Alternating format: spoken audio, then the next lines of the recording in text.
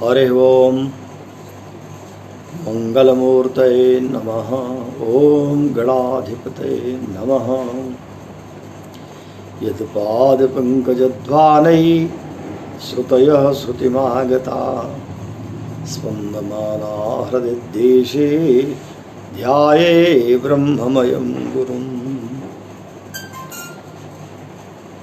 संस्कृतम भारतम के आमुख पटल पर आप सभी सुधी श्रोताओं का,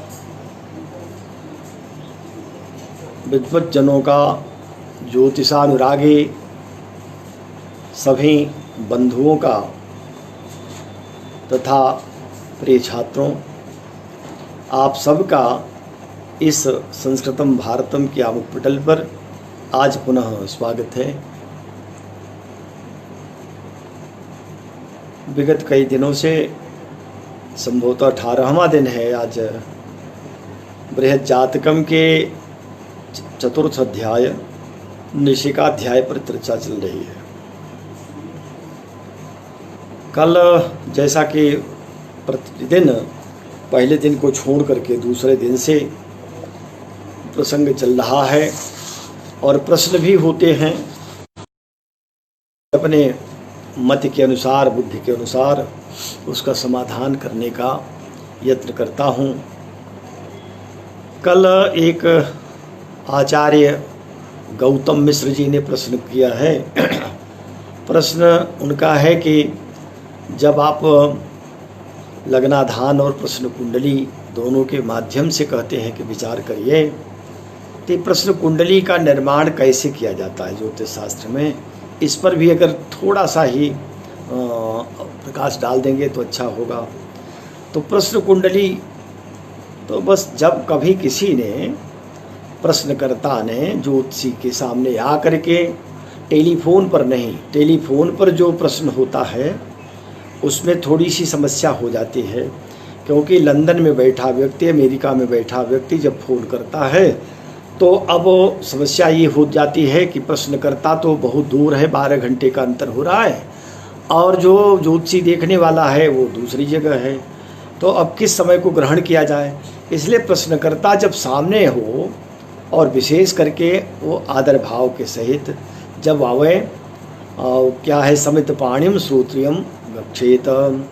समित पाणी होकर श्रोत्री के पास जैसे जाने का विधान है, वैसे कुछ न कुछ हाथ में पत्र पुष्प या फल आदि लेकर के, अथवा श्रद्धा के सहित जाए और ज्योतिषी से फिर प्रश्न करे कि हमारे मन में कुछ प्रश्न है, पहले तो आप बता दें कि मेरे मन में क्या प्रश्न है।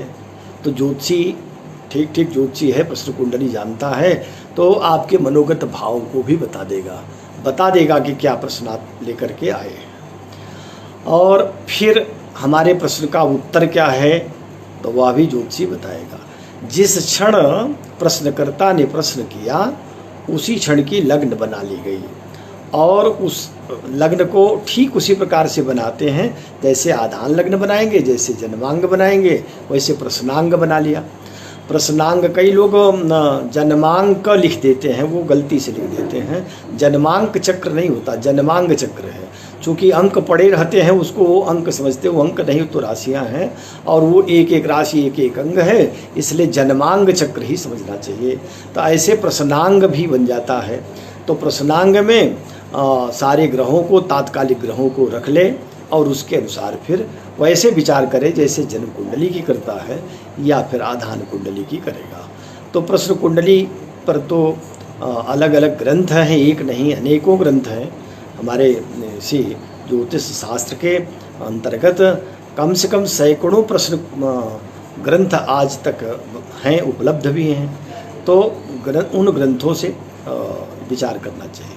प्रश्न चंडेश्वर है, प्रश्न बादरायण है, षट पंचाशिका है, एक भुवन भास्कर है, और एक जो है दैवज्ञ वल्लभा है।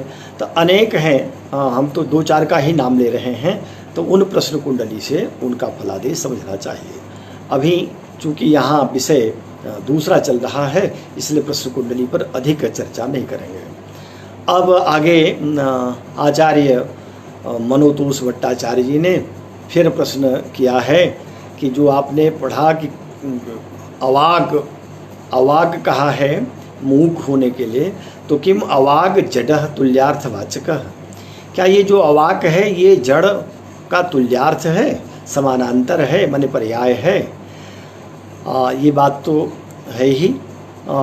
वस्तुतः दोनों का जड़ जो शब्द है वो जड कहें या जल कहें, वो डलयोरभेदः संस्कृत भाषा में तो है ही। तो डलयोरभेदः तो जड़ और जल भी कहते हैं। तो जैसे जल घनीभूत हो जाता है वैसे जड़ की बुद्धि जो है वो आच्छादित हो जाती है, जम सी जाती है, इसलिए उसको जड़ ही कहते हैं। तो जड़त्व जो है वही मूकत्व है, एक ढंग से पर्याय ही है। तो आपने कहा कि अगर पर्याय ही है तब आपने कहा कि वृष राशि न ससिन पाप स्थानम, आपने कहा कि वृष राशि में चंद्रमा हो तो न तो वृष राशि है पाप राशि, क्योंकि ये तो सौम्य राशि है, स्त्री राशि है।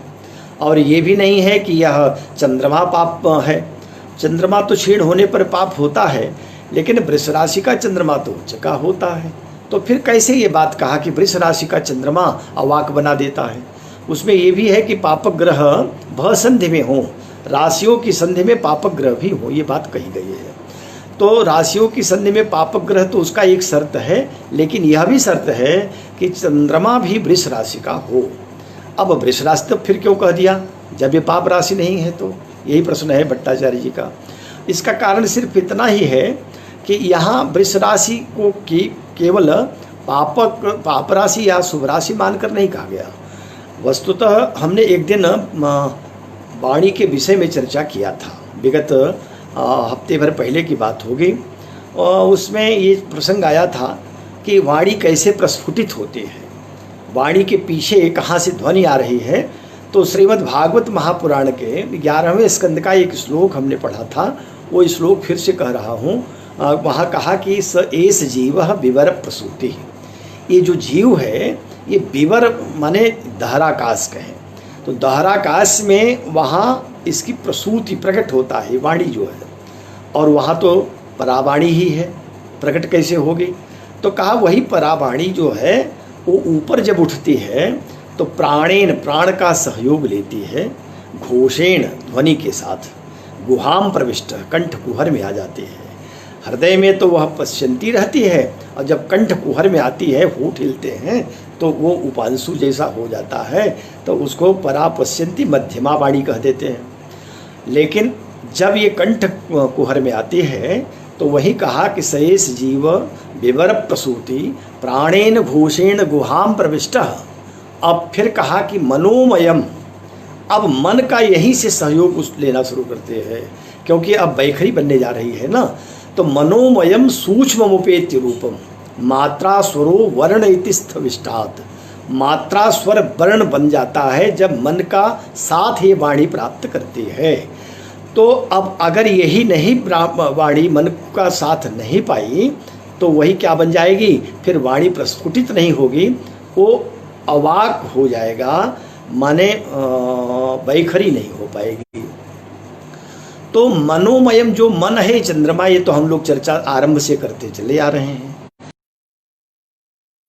अब वाणी बुध है, ये तो ठीक है, वाणी कारक बुध है और चंद्रमा मन है, लेकिन यहाँ कह रहे हैं कि जो वृष राशि है, जब हम लोग काल पुरुष का अंग विभाग करते हैं तो वृष राशि को आनन कहा है। कालांगानि वरांग आनन मुखो, ये आनन जो है मुख, यही वृष राशि है, और मुख ही है वाणी के प्रकट होने का स्थान। तो मात्रा स्वरो वर्ण इति स्थविष्ठात्, मात्रा स्वर वर्ण सब मिल करके उस मुख में जिह्वा के मूल से जो इसका वो देवता अग्नि है, तो यहाँ आ करके ही प्रकट हो जाती है वो वाणी।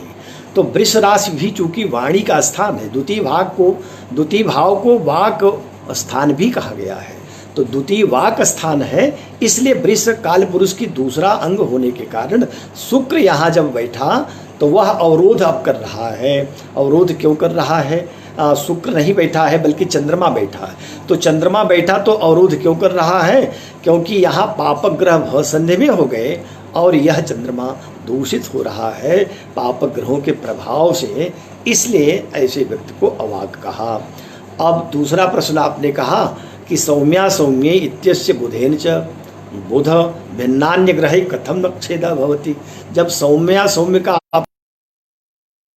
भेद किया, सौम्य असौम्य, तो सौम्य तो कल चर्चा करते हुए कहा ही था कि सौम्य माने बुध होता है, क्योंकि सोमस्य अपत्यम पुमान, सोम शब्द से जब हम शय प्रत्यय करते हैं तो सौम्य बन जाता है। तो चंद्रमा का पुत्र होने से इसको हम सौम्य कहते हैं, बुध।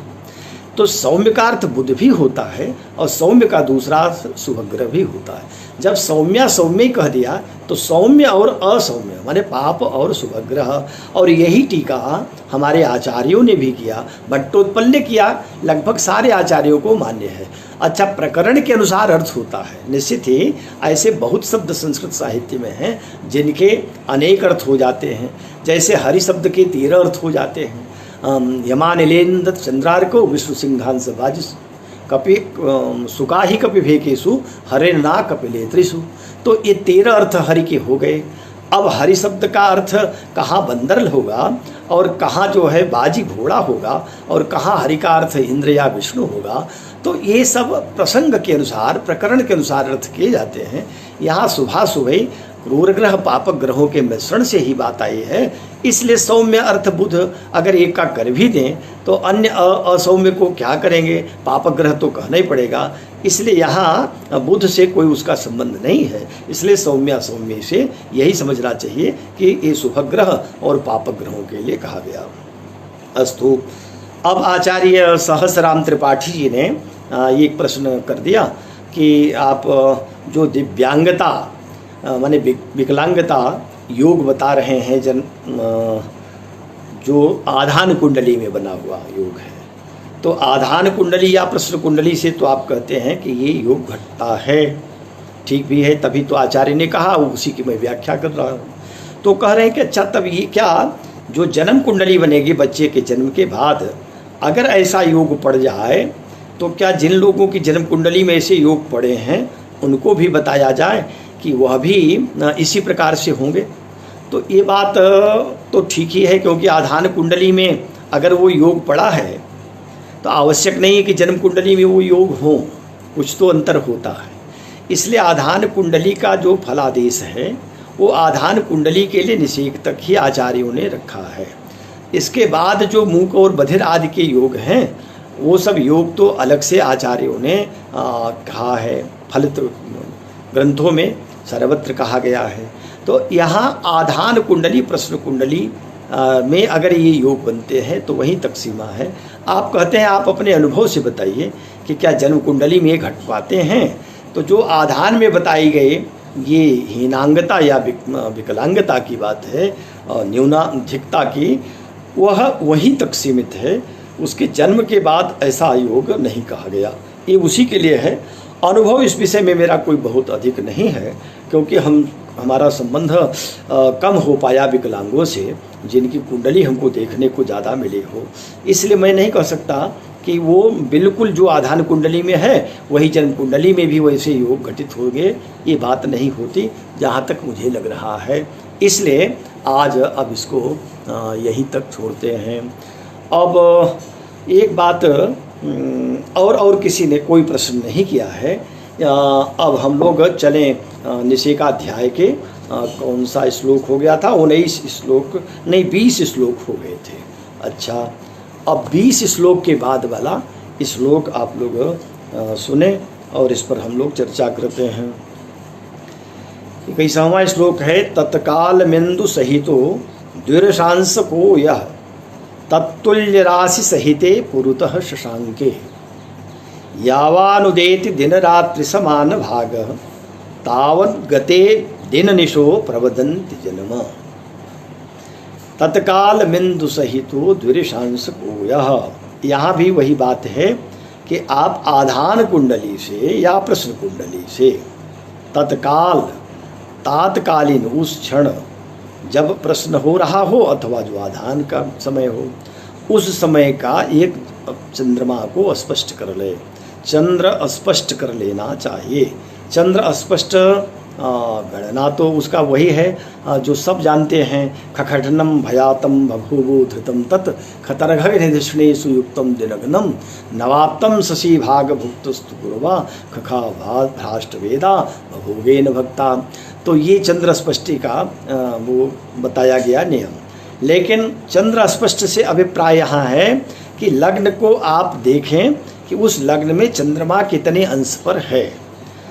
अगर चंद्रमा जिस अंश पर है उसको देखें कि द्विरसांश में कहाँ है। द्वि माने दो, रसांश ये पहले भी आ चुका है, रस माने 6, तो 6 तो नहीं 12, 12 माने द्वादशांश। जब द्विरसांश कहते हैं तो प्राय उसका अर्थ, प्रायः क्या सर्वत्र, द्वादशांश अर्थ हुआ करता है।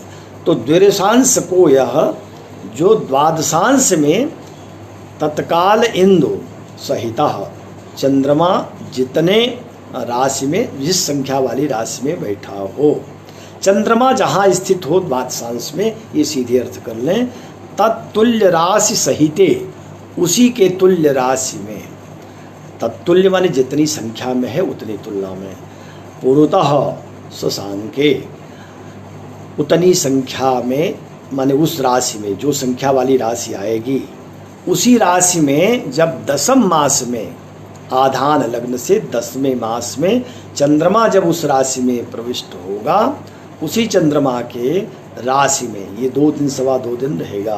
तो 2.25 दिन में कब इसका समय होगा, तो उसी पहले तो जाने कि उस राशि में द्वादशांश के हिसाब से जिस राशि में है उस राशि से जितने संख्या पर है उस संख्या के हिसाब से राशि जाने, उस राशि में जब चंद्रमा 10वें मास में आएगा तब होगा।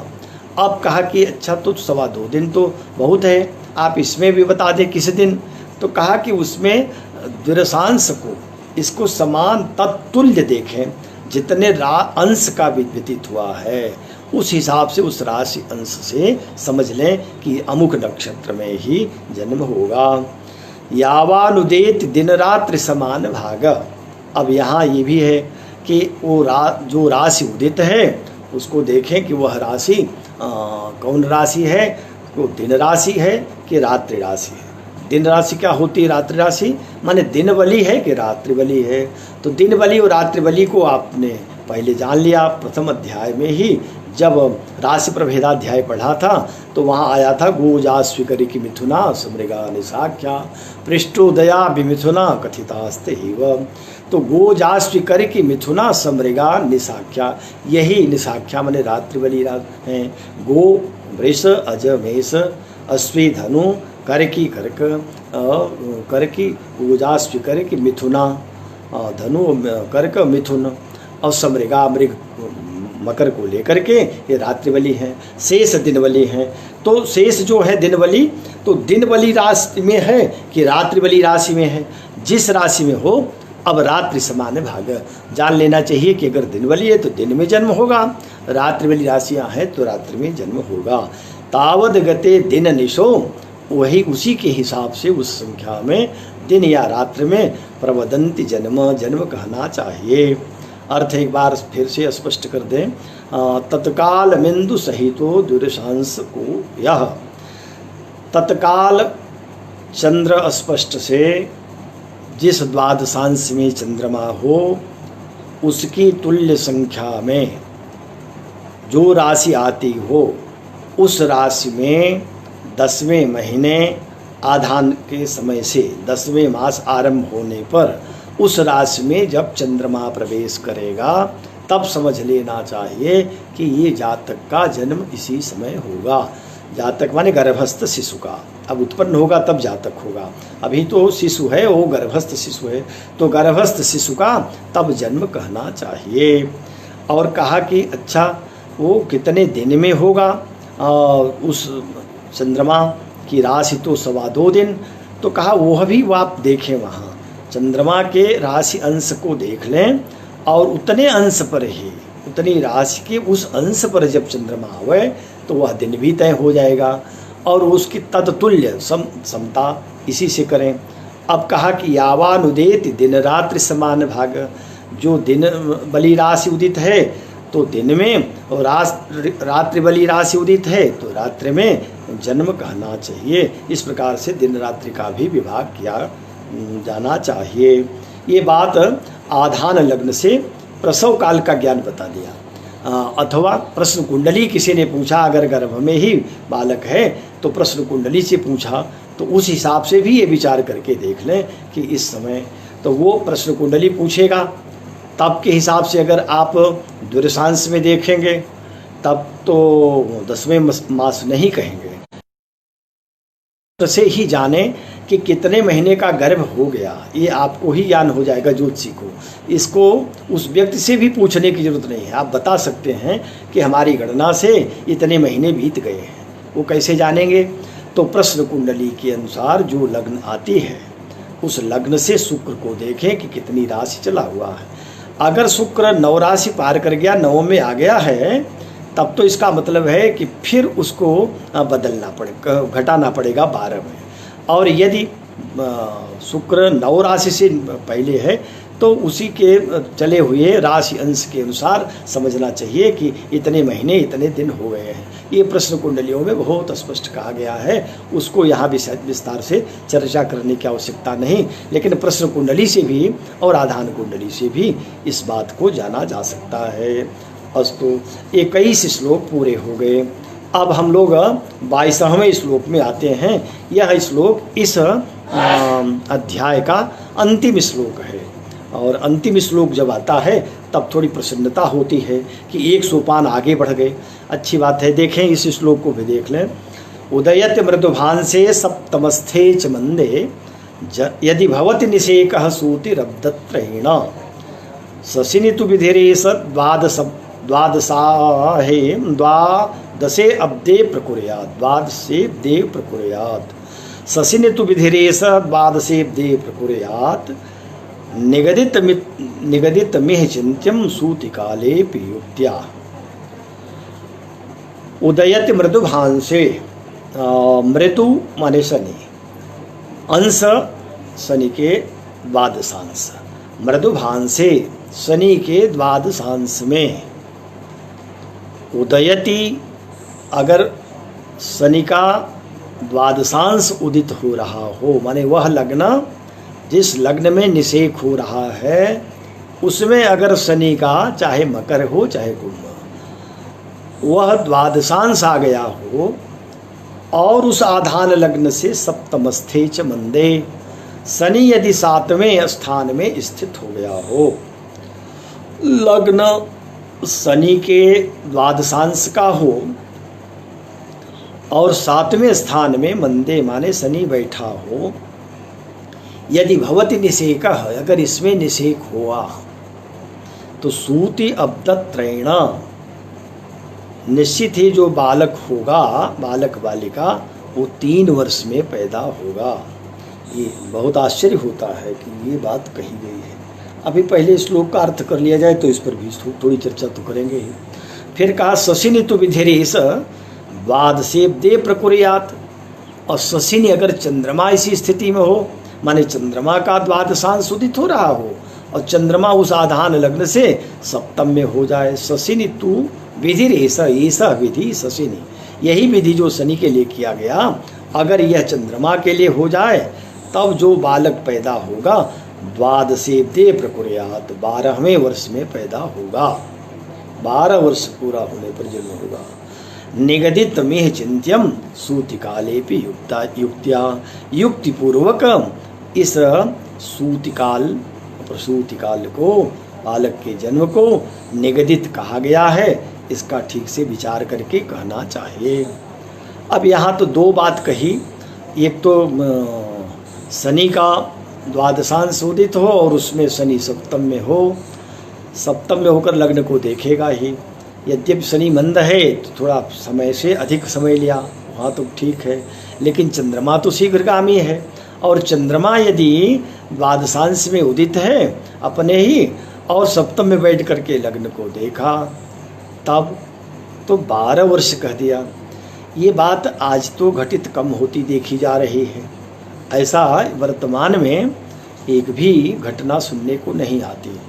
अब तो चूँकि शल्य क्रियाएँ बहुत अधिक होने लगी, तो या तो गर्भ ही डॉक्टर कह देते हैं कि बच्चे का डेवलप नहीं हो रहा है, इसको हटा दिया जाए, अथवा फिर बहुत विलम्ब होने से ऑपरेशन महिलाएं ही करा लेती हैं।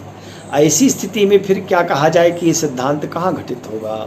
तब ये सिद्धांत क्या मिथ्या कह दिया क्या? मिथ्या तो कोई बात आचार्य नहीं कहेंगे। और हमारे शास्त्र में कुछ भी एक भी बात मैं कहता हूँ कि झूठ नहीं है। तो कहा कि फिर तो ये घटाकर बताइए, जो लोक में घटित ही ना हो रहा हो और आप कहेंगे सिद्धांत सब सही है, तो बताइए तो लोक में घटित होना चाहिए। विलंब से होने वाली संतानें तो देखी जाती हैं। 10वें मास के जगह 11वें मास में भी देखा गया, 12वें में भी इतना तो देखा गया। लेकिन जो ये बात कही जा रही है कैसे?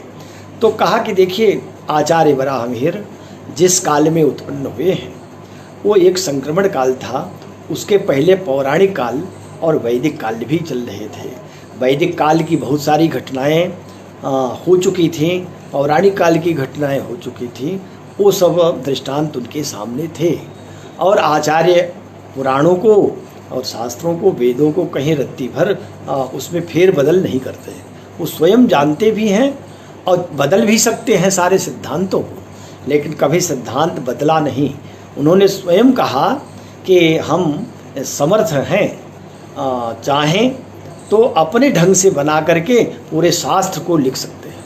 ये बात आचार्य वराहमिहिर ने स्वयं कही है। लेकिन कहा कि ये ज्योतिष आगम शास्त्रम, ज्योतिष आगम शास्त्रम, ये आगम शास्त्र है। विप्रतिपत्तौ न योग्यमस्माकम, ये हम लोगों को लिए ये विप्रतिपत्ति करना, इस पर ये कहना कि ये सब झूठा है, ये हमारे लिए योग्य नहीं है। तब कहा कि विप्रतिपत्तौ न योग्यम अस्माकम, अस्माकम योग्यम न। तो क्या करें भाई, झूठी बात भी लेकर चलते रहें और ये तो अवैज्ञानिक हो जाएगा सब। वैसे विज्ञान के लोग, आधुनिक विज्ञान वाले हंसते रहते हैं, तो अब फिर कैसे माने? तो कहा कि देखिए मैं चाहूँ तो स्वयमेव विकल्पयितुम, विकल्प तो बनाकर रख सकता हूँ, लेकिन किंतु बहुनाम मतम बख्शे, मैं प्राचीन आचार्यों के मतों को रोक नहीं सकता, उनके मतों को ही कहता हूँ। ये प्राचीन आचार्यों का मत उस समय का है जब इसके पूर्व के युग थे। अब देखें द्वापर युग की ही बात है। सुखदेव जी का जो जन्म हुआ था वो 12 वर्ष में ही हुआ था। उन दिनों शल्यक्रिया की इस प्रकार की व्यवस्थाएं नहीं थी, और सुखदेव जी का जन्म 12 वर्ष में हुआ, ये पुराण तो आज भी प्रमाण ही है। ऐसे वामदेव जी, जिन पर कहते हैं कि गर्भ में ही प्रतिबंध दूर हो गया था, तो वामदेव जी 3 वर्ष में पैदा हुए। जब पुराणों ने बात कही है तो वो पुराणों में जो घटना घटित हुई उन युगों में बात घटित होती रही है। कलिकाल में चूँकि सब कुछ युगानुरूप कम होता चला गया, इसलिए इस समय भले ही घटित न हो, पर ये सिद्धांत हमारे ज्योतिष शास्त्र के प्राचीन आचार्यों के रहे हैं, उसको लेकर के ही हमारे आचार्य वराहमिहिर ने भी इस सिद्धांत को कहा है। इसमें संदेह नहीं करना चाहिए। सुनि आचरजन माने हैं जिनके विमल विवेक, जिनका विमल विवेक है उनको आश्चर्य नहीं होगा, क्योंकि सचमुच पुराणों में तो इस प्रकार की बातें कही गई, सुनी भी जाती हैं, इसलिए इसमें आश्चर्य नहीं करना चाहिए। बस अब इस श्लोक का अर्थ भी संपन्न हुआ। इसी के साथ यह अध्याय पूर्ण हो गया। इति श्री वराहमिहिर कृते बृहत जात के निषेकाध्याय चतुर्थः। इस प्रकार से वराहमिहिर जी के द्वारा किया गया, लिखा गया ये बृहत जातक का निषेकाध्याय नामक चौथा अध्याय पूर्ण हो गया। अब 4 अध्याय के बाद हम लोग फिर 5वें अध्याय में आते हैं। 5वां अध्याय, ये भी अध्याय महत्वपूर्ण अध्याय है। अध्याय तो सभी महत्वपूर्ण हैं, यहाँ हर श्लोक महत्वपूर्ण है। बस सिद्धांतों को हृदयंगम करें और उसको उतारें, देखें कि ये कहाँ तक घटित होते हैं, और घटित यदि नहीं हो रहे हैं तो कहाँ कमी है, हमारी बुद्धि की कमी है अथवा अब हमारी साधना कमज़ोर पड़ गई है, उस पर विचार करना चाहिए। तो इस अध्याय का नाम 2-3 आचार्यों ने अपने ढंग से कहा। एक आचार्य ने कहा कि इसको सूतिका अध्याय कहिए। अब सूतिका माने सूतक, जातक की भांति ही सूतक होता है, तो सूतक माने सुई, जो अभी पैदा हुआ, तो पैदा होने वाले बच्चे के तत्कालिक जो लक्षण हैं, योग हैं, उस सब को लेकर कहा। अथवा एक ने कहा कि इसको जन्मकाल विधि कहिए। जन्म जो बच्चे का हो रहा है उस काल में जो विधि विधान है उसको जानने का। किसी ने जन्म शिक्षण कह दिया। अध्याय वही है, पंचम ही है, और चर्चा इसमें पैदा होने वाले बच्चे के विषय में बातें कही जा रही हैं। तो इसको देखिए। अब हम लोग 5वें अध्याय के पहले श्लोक को देखें। पहला श्लोक है, पितुर्जातः परोक्षस्य लग्नाम इंदाव पश्यति। पिता के परोक्ष में कैसे जन्म हो जाता है, इस बात को भी जानना चाहिए। पिता का परोक्ष क्या अर्थ है? प्रत्यक्षम, प्रत्यक्ष अपरोक्ष। तो अक्षणम प्रति इति प्रत्यक्ष। यद्यपि प्रत्यक्ष का अर्थ है इंद्रियार्थ सन्निकर्ष ज्ञान, माने संपूर्ण जो इंद्रियां हैं, पांचों ज्ञान इंद्रियां, सबको जो उनका विषय है उससे जो सन्निकर्ष ज्ञान होता है उसको हम कहते हैं इंद्रियजन्य ज्ञान। ये प्रत्यक्ष होता है। लेकिन अगर वह प्रत्यक्ष नहीं है तो परोक्ष। लेकिन यहाँ हम केवल प्रत्यक्ष परोक्ष से अर्थ करेंगे। अक्षण केवल नेत्रेंद्रिय को, अक्षण प्रति इति प्रत्यक्षम और अक्षण परम इति परोक्षम। आँख से परे है, दूर है, तब वो परोक्ष कह लीजिए, और आँख के सामने है तो प्रत्यक्ष है। माने जन्म जब हुआ तो उसी घर में, वहीं आसपास में अगर पिता है तब तो प्रत्यक्ष रहा, और पिता वहाँ नहीं है, दूर है, तो दूर है तब इसको हम परोक्ष कहेंगे। तो पिता दूर है, इसको कैसे जान सकते हैं? बच्चे के जन्म अब निषेध कुंडली को यही खत्म हो गई। इसी के साथ आधान कुंडली को अब आप लोग भूल जाए, माने अब यहाँ से हम लोग जन्म कुंडली को मानेंगे। बच्चे के जन्म के साथ जो लग्न होगी उस लग्न से अब विचार किया जाएगा। आगे बहुत दूर तक कहीं अगर ऐसी बात आएगी तो उसको फिर देखा जाएगा। कहा कि पितुर्जातः परोक्षस्य, पितुर्जातः परोक्षस्य, जन्म के समय में पिता परोक्ष में था, जातः जातक के। तो कैसे जानेंगे? कहा लग्नम इंदाव पश्यति, लग्नम इंदौ अपश्यति। लग्न को, इंदु माने चंद्रमा, न देखे।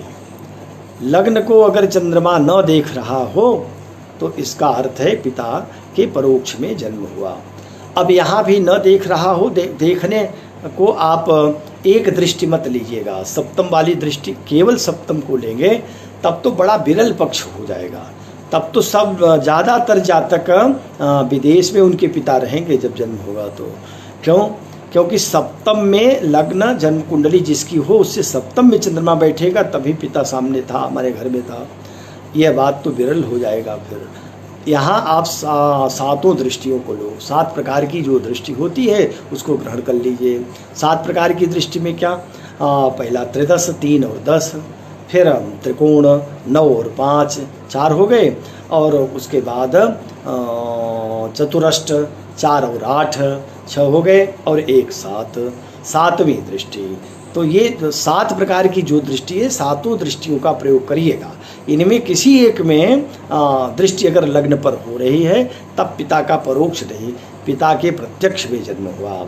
और यदि इनमें से चंद्रमा नहीं देख रहा है तब उसको पिता के परोक्ष का ज्ञान करना चाहिए।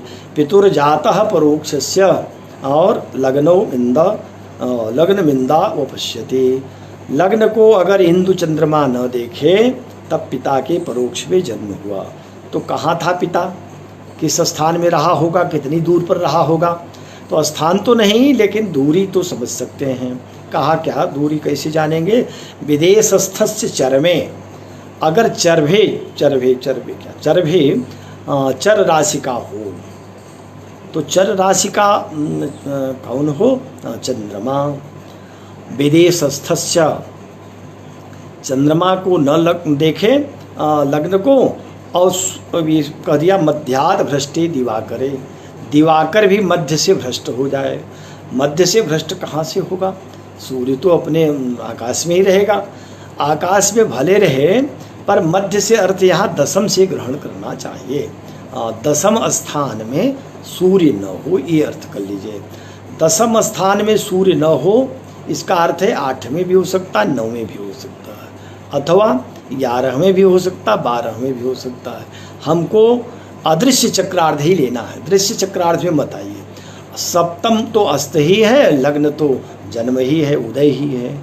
अब द्वादश, एकादश, दशम, और नवम अष्टम, इतनी राशियाँ बची, इतने भाव बचे। इसमें से जो दशम है इसमें यदि सूर्य है तब तो मत कहिएगा, और अगर इसमें नहीं है तब कहेंगे मध्यात् भ्रष्टे दिवाकरः।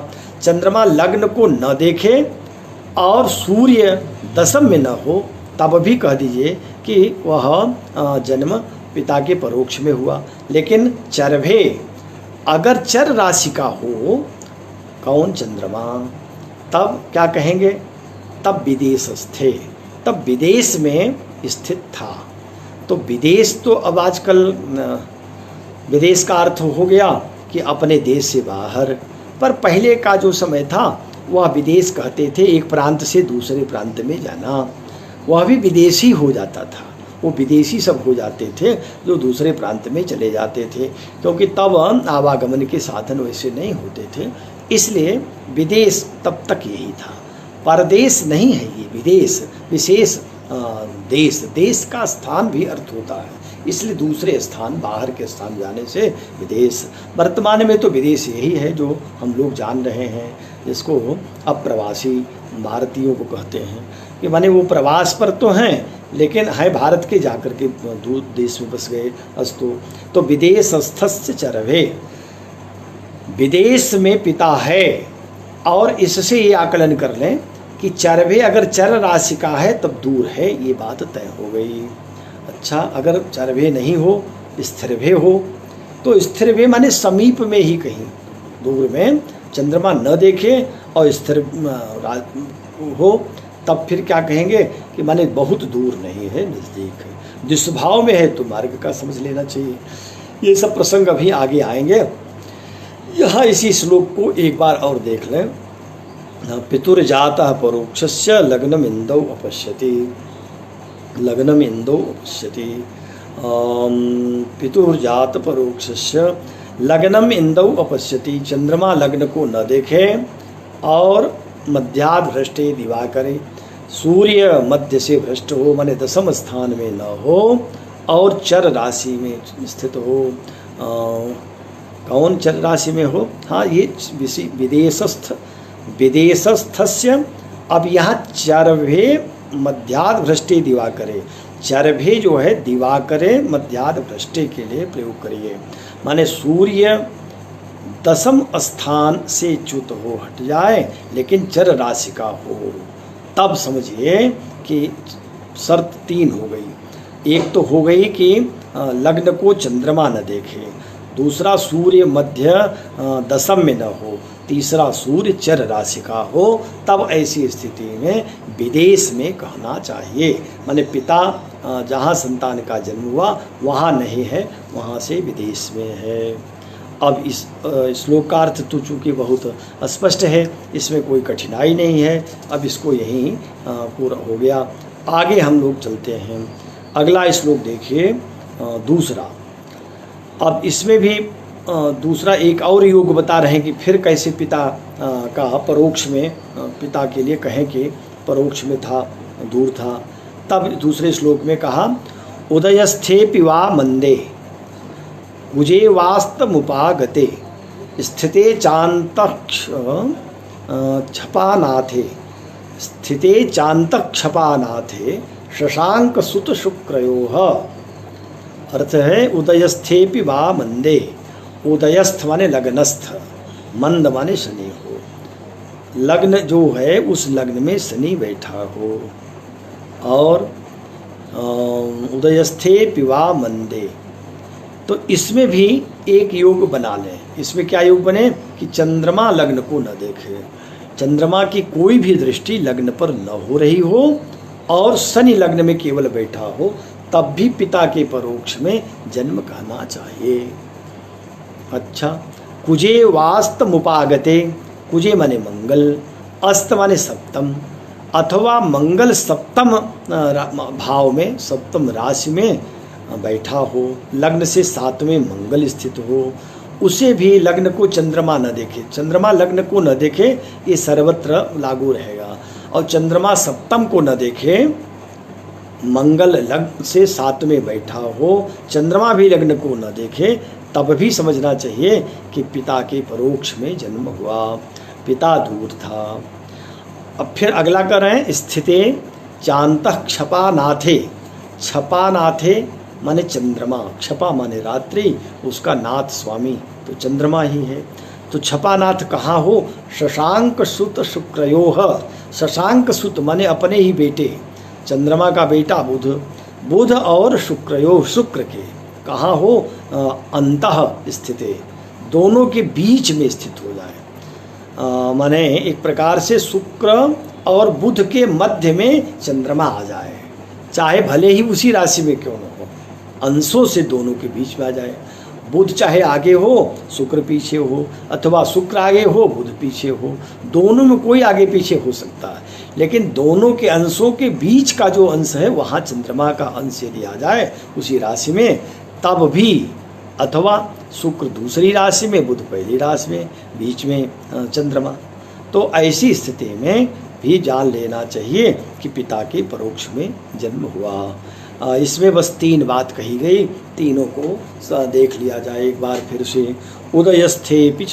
उदयस्थेपि वा मंदे, लग्न जो हो, उदय माने लग्न, उसमें मंद माने शनि बैठा हो, और कुजे वास्त मुपागते, अथवा मंगल लग्न से 7 में बैठा हो, लेकिन चंद्रमा दोनों स्थितियों में लग्न को न देख रहा होगा, तो दोनों स्थितियों में पिता के परोक्ष में बालक का जन्म हुआ। स्थिते चांतः, तीसरी बात, छपा नाथे शशांक सुत शुक्रयोः। चंद्रमा शशांक सुत माने बुध और शुक्र के अंत मध्य भाग में स्थित हो, तब भी पिता के परोक्ष में बालक का जन्म कहना चाहिए। अब 2 श्लोकों का अर्थ हो गया। अब तीसरे श्लोक में आइए। तीसरा श्लोक है, शशांके पाप लगने वा वृश्चिके सत्रिभागे, शुभै स्वायस्थितेर्जातः सर्पस्तद वेष्टितोऽपि वा। यह जो जातक का जन्म हो रहा है, इस जातक के जन्म में संभव है कि सर्प वेष्टित होगा। सर्प माने नाल, सर्प माने एक जेर से बंधा रहता है, लिपटा होता है, तो वो सर्प वेष्टित, सर्प माने सांप नहीं आता, सर्पवत वो रहता है ना, जो नाल होती है उसमें बंधा रहता है बालक, तो उसको कैसे जान पाते हैं कि नाल वेष्टित है, सर्प वेष्टित जैसा अथवा सर्प के स्वरूप जैसी स्थिति में बालक का जन्म हो रहा है। बालक सर्प जैसा नहीं है, नाल वेष्टित होने के कारण। तो कहा, शशांके पाप लगने वा वृश्चिकेश त्रिभागे, चंद्रमा जो हो वृश्चिकेश त्रिभागे। वृश्चिकेश माने मंगल, वृश्चिक का स्वामी मंगल, उसके त्रिभाग माने दृष्काण, दृष्काण को ही त्रिभाग भी कहते हैं। त्रिभाग जहाँ आएगा वो तो हो रहा है, त्रिभाग माने दृष्काण, और कहीं कहीं 9 भाग आएगा तो नवांश हो जाएगा, भाग आएगा सप्तमांश होगा, और द्विदशांश कहें या 12 भाग कहेंगे तो उससे भी हम द्वादशांश समझते हैं, आदि आदि। तो कह रहे हैं कि वृश्चिकेश माने मंगल, वृश्चिक का स्वामी ग्रह मंगल, त्रिभागे 3 भागों में, 3 भाग माने दृष्काण, दृष्काण में हो, तो मंगल का दृष्काण जहाँ जहाँ होगा, जैसे मेष राशि से अगर मेष लग्न है तो मेष से मेष का ही दृष्काण आरंभ होता है, तो पहला दृष्काण जो होगा वो मेष का, किसका हो जाएगा? मंगल का हो जाएगा। ऐसे अगर कर्क दृष्कांड देखें कर्क का, तो कर्क का पहला तो कर्क का ही होगा, चंद्रमा का, और कर्क से अब 5वां गिनिए, कर्क सिंह कन्या तुला वृश्चिक, तो 5वां वृश्चिक हो गया। वृश्चिक का भी स्वामी मंगल, तो जो कर्क का दूसरा दृष्कांड होगा वह भी मंगल का ही होगा। इसी तरह से सिंह लग्न का देख लीजिए, सिंह का तीसरा देखिए, तो सिंह लग्न में सिंह का पहला दृष्कांड सिंह का ही होगा, उसका स्वामी सूर्य। सिंह से तीसरे में जाना है तो हम 9वें तक गिने, तो सिंह कन्या तुला वृश्चिक धनु मकर कुंभ मीन, 9वां मेष हो गया। मेष का भी स्वामी मंगल, तो मंगल का ही दृष्कांड आ जाएगा। इसी तरह से वृश्चिक से देखें तो पहला दृष्कांड आ जाएगा, तो वृश्चिक में वृश्चिक ही पहला है, मंगल देखेंगे तो दूसरा दृष्कांड हो जाएगा। इस प्रकार से जो मंगल का दृष्कांड हो ये कह रहे हैं। शशांके पाप लगने वा, शशांक माने चंद्रमा, पाप लग्न में हो, पाप लग्न हो और चंद्रमा स्थित हो।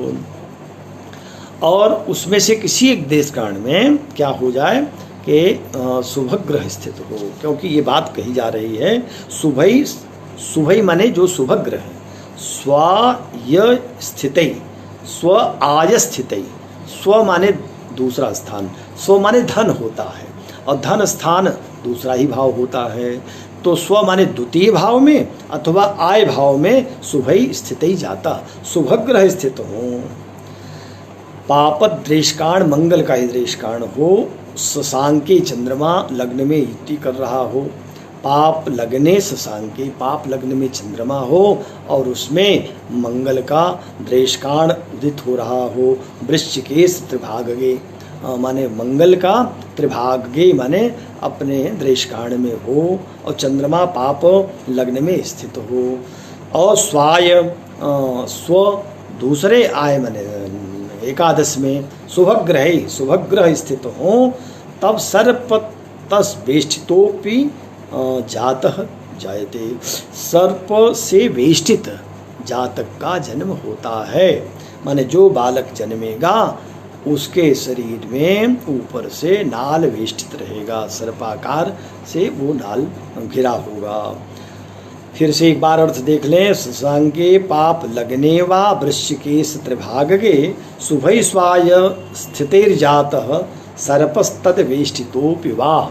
अर्थ यही हुआ कि यदि कोई भी पापक ग्रह का लग्न हो, उसमें चंद्रमा स्थित हो और उस समय द्रेशकाण किसका हो, मंगल का द्रेशकाण हो, उस मंगल के द्रेशकाण में लग्न में चंद्रमा है और आय और स्व द्वितीय, स्वाय द्वितीय और आय में पापक ग्रह स्थित हों, पापक ग्रह की राशि लग्न में हो और मंगल उदित हो रहा हो, द्वितीय या द्वादश एकादश में, द्वितीय और एकादश में कोई भी शुभग्रह स्थित हो, चाहे दूसरे हो चाहे आए, दोनों में है तो क्या कहना, तब तो है ही। तो ऐसी स्थिति में सर्प से वेष्टित जातक का जन्म जानना चाहिए। ये तीसरे का भी अर्थ हो गया। अब आ जाइए चौथे श्लोक में, चौथा भी देख लें। चतुष्पद गते भानौ शेषै वीर्यै समन्वितै द्वितनुस्थैश्च यमलौ भवतः कोश वेष्टितौ।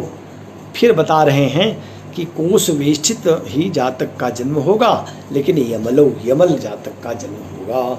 यमल माने जोड़ा, जुड़वे से दो बच्चे साथ साथ पैदा होते हैं, लेकिन दोनों का वो जब एक गर्भ में होंगे तब जेर से लिपटे रहेंगे, एक ही जेर में दोनों लिपटे होंगे। कहा चतुष्पद गते भानौ, चतुष्पद राशि का भानु माने सूर्य। चतुष्पद क्या है, चार पैर वाली जो राशियाँ कही गई, जैसे वृष राशि, मेष राशि भी है, मेष राशि, वृष राशि, सिंह राशि और धनु राशि का जो उत्तरी भाग है परार्ध बाद वाला, और मकर राशि का पूर्वार्ध, ये सब इनको हम चतुष्पद राशि कहते आए हैं पहले से। तो इन राशियों में किसी एक राशि में भानौ सूर्य स्थित हो जाए। शेषै वीर्यै समन्वितै, शेष ग्रह बलवान हो, वीर्य तो, और कहाँ बलवान होकर बैठे कहाँ हो, कहा कि द्वितनुस्थैश्च, द्वितनु में बैठे हों। द्वितनु माने एक तनु तो चर है और एक तनु है स्थिर, तो दोनों तनु माने द्विस्वभाव, द्विस्वभाव राशि में सारे ग्रह बलवान होकर बैठ जाएं और सूर्य चतुष्पद राशि का हो जाए, बस इतनी ही बात हो तो कोश वेष्टितौ भवतः, भवति भवतः, भवन्ति भवतः माने दो हो रहे हैं, यमलो यमल होने जा रहे हैं, तो यमल माने जुड़वी संतान उत्पन्न होगी। अब कैसी रहेगी वो, कहा दिया ना कोश वेष्टित, वो जेर से बंधी, एक जेर से लिपटे हुए दोनों बालक होंगे। ये अर्थ तो सब बहुत ही स्पष्ट हैं, इसमें कोई बहुत कठिनाई नहीं है, फिर भी एक बार फिर से देख लिया जाए तब आगे बढ़ लेते हैं। का चतुष्पद गते भानौ, भानौ माने सूर्य चतुष्पद राशि में गया हो, और शेषै शेष ग्रह वीर्यै समन्वितै बलवान होकर के बैठे हों। कहाँ बैठे हों, द्वितनुस्थैश्च, द्वितनु माने द्विस्वभाव राशियों में बैठे हों। तो यमलौ भवतः कोष्ठ वेष्टितौ, कोष वेष्टितौ, कोष में वेष्टित, कोष से वेष्टित माने एक प्रकार से कह सकते हैं कि वह जेर से बंधा हुआ। यमलौ माने दो संतान, जुड़वी संतानों का जन्म होता है। बस 4 श्लोक हो गए, 5वें को देख लें। छागे सिंघे वृषे लगने, छागे ये भी एक श्लोक हो, सिंघे वृषे लगने। छागे, छाग कहते हैं मेष राशि को, छाग माने बकरा, तो बकरा भी जैसा भी लगता है और भेड़ा जैसा भी, तो बकरे को अधिक मेष से आकृति मानते हैं। तो बकरे वाली राशि माने मेष राशि, छागे और सिंघे और सिंह राशि तथा वृषे, वृष माने चाहे तो मेष लग्न हो, राशि का लग्न हो, चाहे सिंह राशि का लग्न हो और चाहे वृष राशि का लग्न हो। छागे सिंघे वृषे लगने, इनमें से किसी एक राशि का लग्न हो और तत्स्थे वहाँ स्थित हो। कौन स्थित होना चाहिए? सौरे अथवा कुजे, उसमें या तो शनिश्चर बैठा हो अथवा कुज बैठा हो। तो शनि बैठने से या कुछ माने मंगल के बैठने से फिर क्या होगा? जायते नाल वेष्टित, नाल वेष्टित संतान का जन्म कहना चाहिए। और राश्यंश सदृशे गात्रे, एक बात और जोड़ दिया, तो राशि अंश के सदृश माने राशि और राशि का अंश माने नवांश।